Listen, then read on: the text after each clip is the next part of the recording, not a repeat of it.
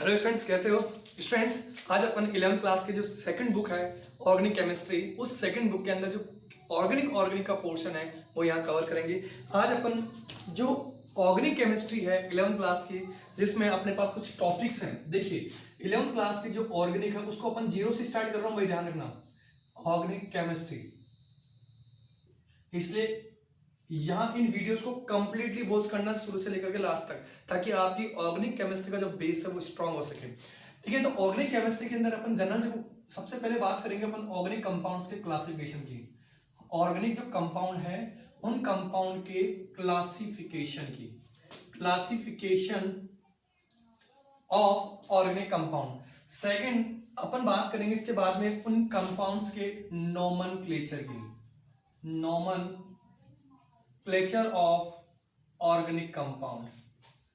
जो organic compound का classification करेंगे उनके नोमेनक्लेचर की बात करेंगे। थर्ड अपन बात करेंगे नोमेनक्लेचर के बाद में, देखो नोमेनक्लेचर में अपन दो तरह के नोमेनक्लेचर की बात करेंगे, एक ट्राइबल और जिसको अपन कहते हैं कॉमन नेम्स। क्या कह रहा हूं, ट्राइबल नेम्स और कॉमन नेम्स की बात करूंगा, और सेकंड में बात करूंगा आईयूपीएसी की। ठीक है भाई। तीसरा जो अपने पास टॉपिक रहेगा वो रहेगा आइसोमेरिज्म। अब यहां पर मैं फुल फ्लेश आइसोमेरिज्म की बारे में बात करूंगा, stereo structural as well as stereo chemistry. ध्यान रखना, मैं बात करूंगा स्ट्रक्चरल आइसोमेरिज्म की और स्टीरियो आइसोमेरिज्म की। ठीक है भाई। इसके बाद में फोर्थ जो पॉइंट रहेगा वो रहेगा अपने पास जो चैप्टर्स हैं, कौन कौन से, alkanes, alkenes, alkynes and benzene. इन चैप्टर्स के लिए अपन बात करेंगे इनकी प्रिपरेशन मेथड। किसकी बात करूंगा मैं, प्रिपरेशन मेथड। सेकंड बात करेंगे इनके फिजिकल प्रॉपर्टीज की, और थर्ड अपन डिस्कस करेंगे इनकी केमिकल प्रॉपर्टीज की। तो देखिए यहां पर अपने पास आ जाएगी कंप्लीट ऑर्गेनिक। अच्छा एक और ऐड करना इसमें, यहां अपन भूल गए, तीसरा पॉइंट अपन एक और ऐड कर लेते हैं। यहां पर इसको फोर्थ कर लीजिए, इसको फिफ्थ कर लीजिए। यहां होगी रिएक्शन मैकेनिज्म, एक रिएक्शन मैकेनिज्म। ये जनरली 5 पॉइंट्स हैं जो अपन कंप्लीट ऑर्गेनिक केमिस्ट्री के अंदर कवर करेंगे। ओके स्टूडेंट्स, तो आज अपन डिस्कस करते हैं सबसे पहले क्लासिफिकेशन की। इनका स्क्रीनशॉट रखना और ध्यान रखना, ये बारी बारी से अपन इन सभी टॉपिक्स को कवर करेंगे। इसलिए जो वीडियो लेक्चर्स मैं बना रहा हूं उन वीडियो लेक्चर्स को शुरू से लेकर के एंड तक कंप्लीट वॉच कीजिएगा। आपकी कंप्लीट ऑर्गेनिक केमिस्ट्री जीरो से मैं लास्ट तक कवर करा दूंगा, और जितनी भी केमिस्ट्री है ऑर्गेनिक के अंदर आपको वो इजी वे में लर्न हो जाएगी। कोई रटने की जरूरत नहीं होगी। कोई ऐसे कहते हैं कि रटने की जरूरत पड़ती है, मैं कह रहा हूँ कोई भी रटने की जरूरत नहीं है। आपकी ऑर्गेनिक केमिस्ट्री इतनी स्ट्रॉन्ग करवा दूंगा, लेकिन इसके लिए जरूरी है कि आप मेरी वीडियो लेक्चर्स को कंप्लीटली वॉच करें। चलिए सबसे पहले बात करते हैं ऑर्गेनिक कंपाउंड्स की। तो देखिए ऑर्गेनिक कंपाउंड्स की अगर मैं क्लासिफिकेशन की बात करता हूँ तो ऑर्गेनिक कंपाउंड्स को सबसे पहले जनरली मैं दो पार्ट में डिवाइड करता हूँ। एक open chain based, open chain यानी अगर जो ऑर्गेनिक कंपाउंड्स हैं उनकी जो चेन हो वो सिंगल हो, ब्रांच हो, लेकिन ओपन हो। सेकंड इज क्लोज चेन, अगर वो कार्बन चेन क्या हो, क्लोज हो। ओपन चेन को ही एक दूसरा नाम कहते हैं अपन एलिफैटिक या एसाइक्लिक कह दो, जिसमें बिना साइक्लिक हो, एसाइक्लिक कंपाउंड, एसाइक्लिक कंपाउंड। जब क्लोज चेन हो जाएगी तो उसको अपन क्या नाम देंगे, साइक्लिक कंपाउंड। इसी को अपन एलिफैटिक भी कहते हैं। क्या कह रहे हैं भाई, एलिफैटिक। ठीक है, अब देखो ये जो एलिफैटिक कंपाउंड्स होते हैं उनको भी फर्दर अपन दो पार्ट में डिवाइड कर सकते हैं। एक सैचुरेटेड कंपाउंड और दूसरा अनसैचुरेटेड कंपाउंड। सैचुरेटेड और सेकंड अपने पास अनसैचुरेटेड। इनको अपन इस तरह से लिख रहे हैं भाई, मैं इसको इधर से क्लासिफाई कैसे लिख रहा हूं, यहां इसको फिर मैं दो पार्ट में डिवाइड कर रहा हूं। एक सैचुरेटेड कंपाउंड्स जिनमें सिंगल बॉन्ड प्रेजेंट होगा। ठीक है, कौन से हो जाएंगे, वो हो जाएंगे अपने पास एल्केन्स या मैं इनको नाम दे दूं पैराफिन्स। क्या कह रहा हूं भाई, पैराफिन। ऐसे सेकंड अगर मैं लूं तो वो आ जाएगा अपने पास अनसैचुरेटेड कंपाउंड। आपने 10th में थोड़ा सा पढ़ा होगा इनको, अनसैचुरेटेड कंपाउंड्स। अब देखो अनसैचुरेटेड कंपाउंड को भी फर्दर दो पार्ट में डिवाइड कर रहा हूं, एक ओलिफिन्स और दूसरा एल्काइंस। ओलिफिन्स को अपन क्या कहते हैं और एल्कीन्स भी कहते हैं। ठीक है भाई, एल्केन का फॉर्मूला आप लोगों ने पढ़ के आए हो आप 10th क्लास में। क्या होता है भाई, यस CnH2n+2। ठीक है, एल्केन का क्या होता है अपने पास CnH2n, और एल्काइन क्या होता है CnH2n-2। ये जनरल फॉर्मूला होता है इन कंपाउंड्स का। वेयर n इक्वल टू क्या है यहाँ पर, जो n इक्वल टू है वो क्या है यहाँ पर, नंबर ऑफ कार्बन्स है। ठीक है, इनके बारे में डिटेल से डिस्कस करेंगे। सेकंड अगर हम बात करते हैं साइक्लिक कंपाउंड्स की, तो साइक्लिक कंपाउंड्स में दो पार्ट में डिवाइड कर सकते हैं। एक ऐसे साइक्लिक कंपाउंड जिसमें कार्बन और केवल हाइड्रोजन ही प्रेजेंट हो। क्या कह रहा हूं, ऐसे साइक्लिक कंपाउंड जिसमें केवल कार्बन और हाइड्रोजन प्रेजेंट हो उनको अपन नाम देंगे होमो साइक्लिक कंपाउंड। और ये कह दिया जाए कि अगर कार्बन और हाइड्रोजन के अलावा उस साइक्लिक रिंग के अंदर कोई अदर एटम है like nitrogen, phosphorus, oxygen etcetera, तो उस साइक्लिक कंपाउंड को अपन नाम देंगे हेटेरो साइक्लिक कंपाउंड। बात समझ में आ रही है क्या? अगर मैं बात करूं होमोसाइक्लिक की, एक सेकेंड, अगर मैं बात करूं होमोसाइक्लिक की, तो होमोसाइक्लिक को मैं फर्दर डिवाइड कर सकता हूं भाई। देखिएगा, समझिएगा, अगर मैं जनरली कहूं कि homocyclic is also divided in two parts. One is alicyclic, क्या कह रहा हूं, एलिसाइक्लिक, एलिसाइक्लिक, और दूसरा हो जाएगा मेरे पास एरोमेटिक। ठीक है, एलिसाइक्लिक या एरोमेटिक कंपाउंड्स। अगर मैं एलिसाइक्लिक को मैं अगर बात करूं एलिसाइक्लिक की, तो एलिसाइक्लिक के अंदर जनरली कार्बन और हाइड्रोजन, यानी जैसे आप देखोगे इस तरह से CH2 double bond CH2 CH2 CH2, या 4 कार्बन का cyclic compound CH2 CH2 CH2 CH2। इसको मैं आगे इधर लिख सकता हूं। एक बार इसका स्क्रीनशॉट ले लीजिए भाई, मैं इस वाले को रफ कर रहा हूं इधर से। ठीक है, इसको आप क्या लिख सकते हो, देखो समझिएगा, ये हो गया अपने पास CH2 CH2 CH2। इसी को आप ये लिख सकते हो CH2 CH2 CH2 and CH2, ये सिंगल बॉन्ड। ठीक है, तो इस तरह से अपन क्लासिफाई कर सकते हैं। ऐसे ही एरोमेटिक कंपाउंड्स को भी दो पार्ट में डिवाइड करते हैं। एक जिनमें बेंजीन रिंग प्रेजेंट होती है उनको कहा जाता है बेंजीनोइड एरोमेटिक कंपाउंड्स, और जिनमें बेंजीन रिंग नहीं होती फिर भी वो एरोमेटिक कंपाउंड्स होते हैं उनको नॉन बेंजीनोइड एरोमेटिक कंपाउंड कहा जाता है। क्या कह रहा हूं, नॉन बेंजीनोइड एरोमेटिक कंपाउंड। तो इसके लिए जनरल एग्जांपल अगर मैं बात करूं स्टार्टिंग से, तो बेंजीन ले लेते हैं, और बेंजीन से जो मोनोसब्स्टिट्यूटेड या डाइसब्स्टिट्यूटेड जितने भी कंपाउंड्स होते हैं वो भी हो जाएंगे। ऐसे ही एंथ्रासीन ले लूंगा, नेप्थलीन, ये नेप्थलीन हो गया। अगर मैं 3 रिंग अटैच कर दूं तो ये एंथ्रासीन हो जाएगा। इनकी डिटेल्स अपन डिस्कस करेंगे भाई, हर एक क्लासिफिकेशन के एक एक बात अपन डिस्कस करेंगे। ऐसे ही नॉन बेंजीनोइड में जिसमें बेंजीन रिंग नहीं है फिर भी वो एरोमेटिक है, इसका एग्जांपल होगा एजोलीन। क्या कह रहा हूं, उसका एग्जांपल एजोलीन। ऐसे ही अगर मैं हेटेरोसाइक्लिक की बात करता हूं तो हेटेरोसाइक्लिक को दो पार्ट में डिवाइड कर सकता हूं, एक एलिसाइक्लिक हेटेरोसाइक्लिक कंपाउंड और दूसरा एरोमेटिक हेटेरोसाइक्लिक कंपाउंड। अब अपन एक एक कंपाउंड्स के बारे में डिटेल से डिस्कस करेंगे। सबसे पहले ओपन चेन के बारे में डिस्कस करेंगे और फिर क्लोज चेन के बारे में डिस्कस करेंगे। चलिए फटाफट इसको स्क्रीनशॉट लेके कवर कर लीजिए।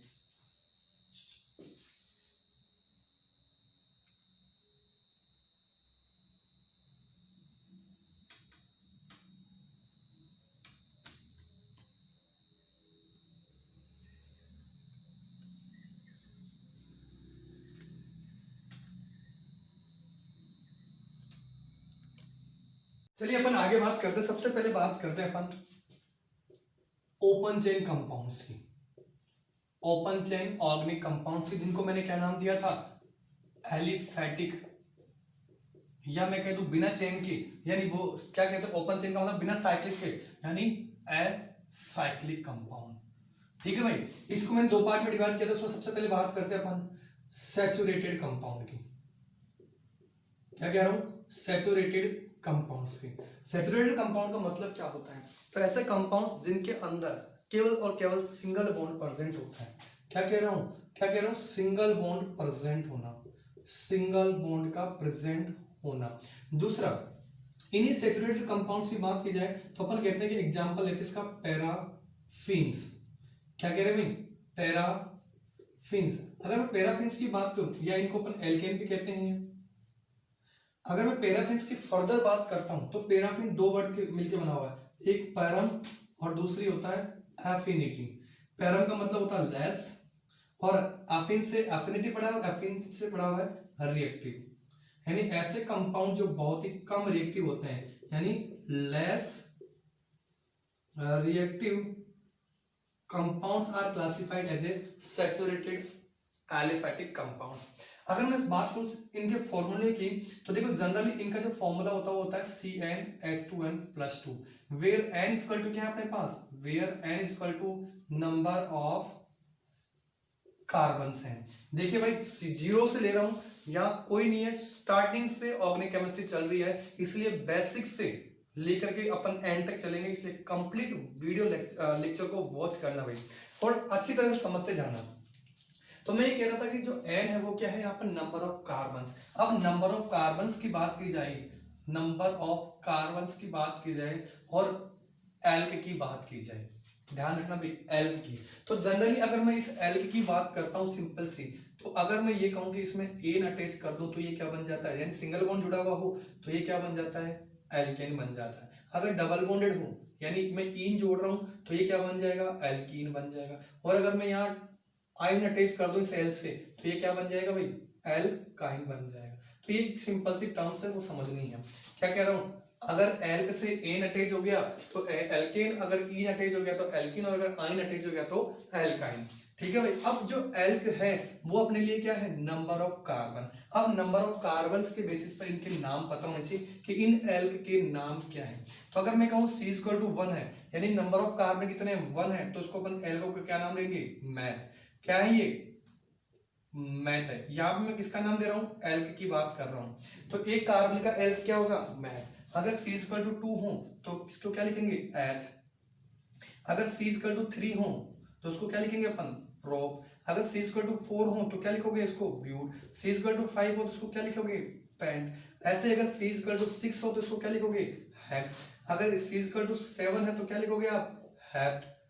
अगर C=8 है तो आप क्या लिखोगे, ऑक्ट। अगर C=9 है तो आप क्या लिखोगे इसको, यस, नन। अगर C=10 है तो आप क्या लिखोगे इसको, डेक।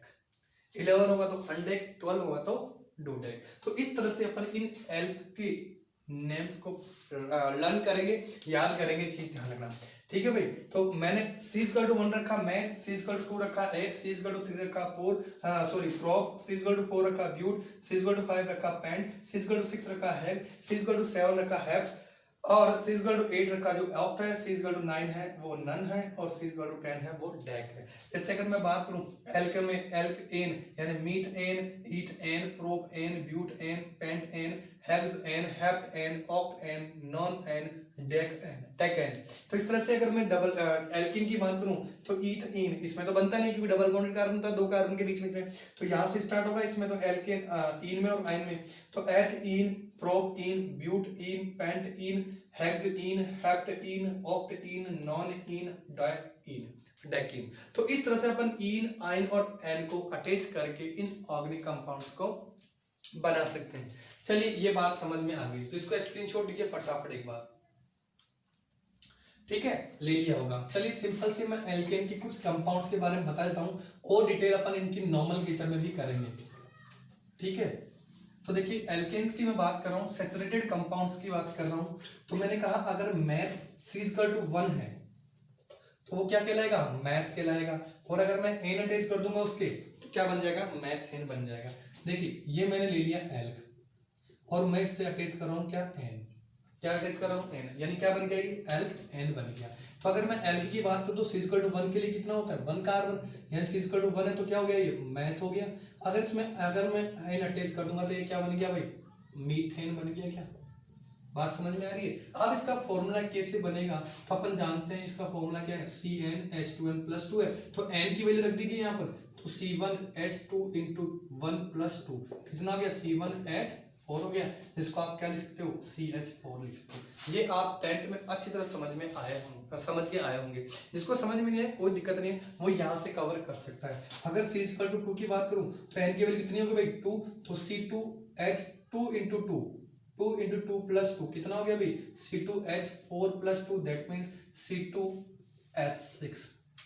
ठीक है, अब C=3 के लिए लीजिए C3H2 × 3+2 कितना हो गया 3 6 और +2 कितना हो गया C3H8। या मैं डायरेक्ट ये कह सकता हूं कि जितने कार्बन है उतने डबल करके उसमें +2 ऐड कर दीजिए, जितने कार्बन है उसके डबल करके उसमें क्या ऐड कर दीजिए +2। जैसे मैं अगर बात करूं C4, देखो ये क्या था मीथेन, ये क्या हो गया अपने पास इथेन, ये अपने पास क्या हो गया प्रोपेन। और जब C4 की बात होती है तो मैं लिख सकता सीधा ही C4H8+2 क्या हो गया C4H10 क्या हो गया भाई ब्यूटेन। ऐसे अगर मैं C=5 की बात करूं तो C5H10+2 क्या लिख सकता हूं C5H12 क्या हो गया ये पेंटेन। सेम हियर अगर C=6 रख लूं तो C6H12+2 कितना हो गया C6H14 क्या हो गया भाई हेक्सेन। तो इस तरह से लिख सकते हैं अपन इनके नेम्स। अब बात आती है इनकी स्ट्रक्चर्स की, चलो इसको मैं रख कर देता हूं एक बार, ये तो आपको समझ में आ गया होगा।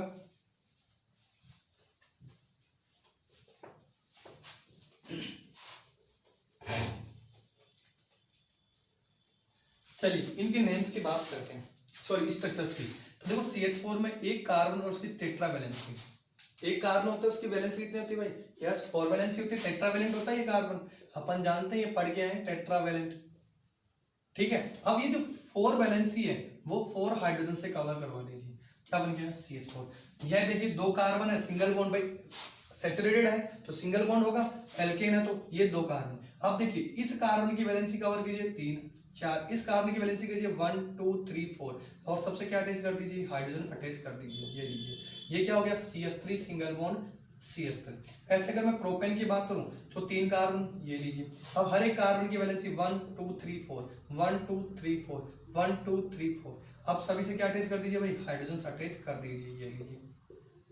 अब क्या हो गया CH3 CH2 CH3 क्या लिख सकता हूं उसको CH3 CH2 एंड CH3। ऐसे अगर मैं ब्यूटेन की बात करता हूं तो कितने कार्बन हो गए अपने पास 4, वैलेंसी देखिए 1 2 3 4 1 2 3 4 1 2 3 4 1 2 3 4, CH3 यहाँ पर हाइड्रोजन अटैच कर दीजिए साहब, ये लीजिए। तो आपको क्या करना है इस तरह से आपको 10 कार्बन तक की स्ट्रक्चर्स बनानी है, CH3 CH2 CH2 CH2 and sorry 4 carbon ही है इसलिए CH3। तो अब आपको क्या करना है कि 10 कार्बन तक की स्ट्रक्चर इस तरह से बनानी है, बना लेंगे। चलिए ये तो था अपने पास सैचुरेटेड एल्केन्स के बारे में। अब अपन बात करते हैं थोड़ा सा एल्कीन के बारे में जो कि अनसैचुरेटेड कंपाउंड्स है। चलिए देखते हैं फटाफट।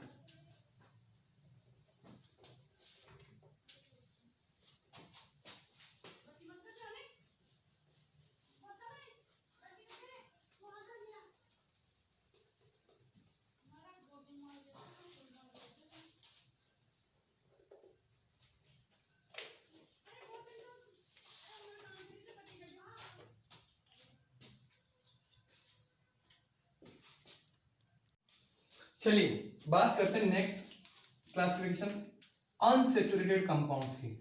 ओपन चेन में सेकंड क्या था अपने पास अनसैचुरेटेड कंपाउंड्स। अब देखिए अनसैचुरेटेड का मतलब क्या है कि ऐसे हाइड्रोकार्बन्स और ऐसे ऑर्गेनिक कंपाउंड जिनमें कार्बन कार्बन के बीच में डबल बॉन्ड और ट्रिपल बॉन्ड हो। क्या कह रहा हूं कार्बन कार्बन के बीच में डबल बॉन्ड और कार्बन कार्बन के बीच में ट्रिपल बॉन्ड हो, वो कंपाउंड्स क्या कहलाएंगे अनसैचुरेटेड कंपाउंड्स कहलाएंगे। जहां डबल बॉन्ड होता है वो क्या कहलाते हैं जनरली एल्कीन या इसको अपन कहते हैं ओलिफिन, और जो ट्रिपल बॉन्डेड वाला होता है वो क्या कहलाता है भाई यस एल्काइन।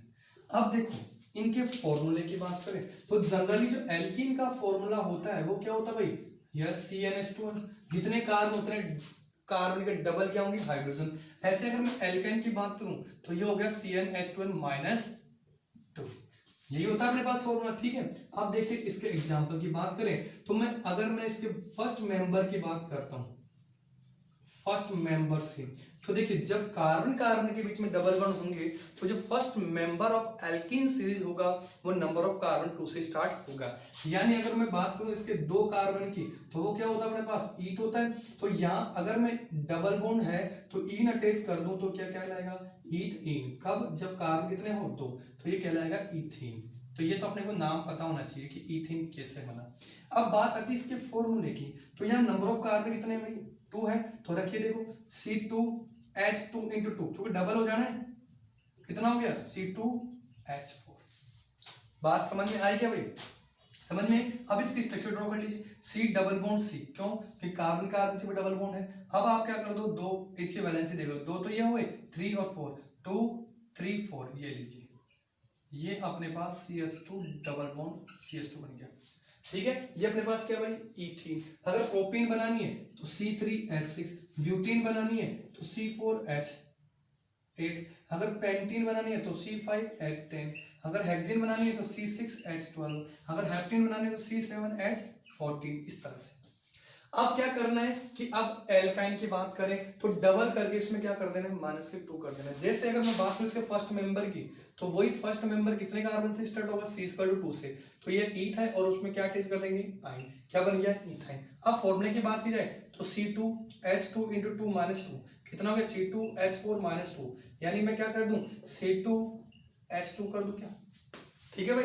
तो सिंपल ही कर सकते हैं अपन, जितने कार्बन उतने कार्बन के डबल करके 2 कम करने हैं। अगर मैं बात करूं प्रोप प्लस आइन, प्रोपाइन की, तो ये हो गया C3H6 -2, यही कहूंगा, तो क्या हो गया भाई C3H4। अगर मैं बात करूं ब्यूट प्लस आइन, ब्यूटाइन की, तो C4H8 -2, तो क्या हो गया अपने पास C4H6। ऐसे अगर मैं बात करूं पेंटाइन की, समझिएगा, C5H10 -2, C5H2 इंटू जो भी नंबर ऑफ कार्बन है वो -2, तो मैंने क्या किया, डबल करके -2 करता गया, तो ये क्या हो गया भाई C5H8 हो गया। ऐसे ही हेक्साइन का कर लेंगे, ऐसे ही हेप्टाइन का कवर कर लेंगे। ये बात समझ में आई। तो आज अपन ने सैचुरेटेड और अनसैचुरेटेड कंपाउंड्स का क्लासिफिकेशन कर लिया है, जिसमें अपन ने एल्केन, एल्कीन और एल्काइन के बारे में कंप्लीट डिस्कस कर लिया है। आई थिंक ये आपको कंप्लीटली ये वीडियो लेक्चर्स आई होप समझ में आ गया होगा।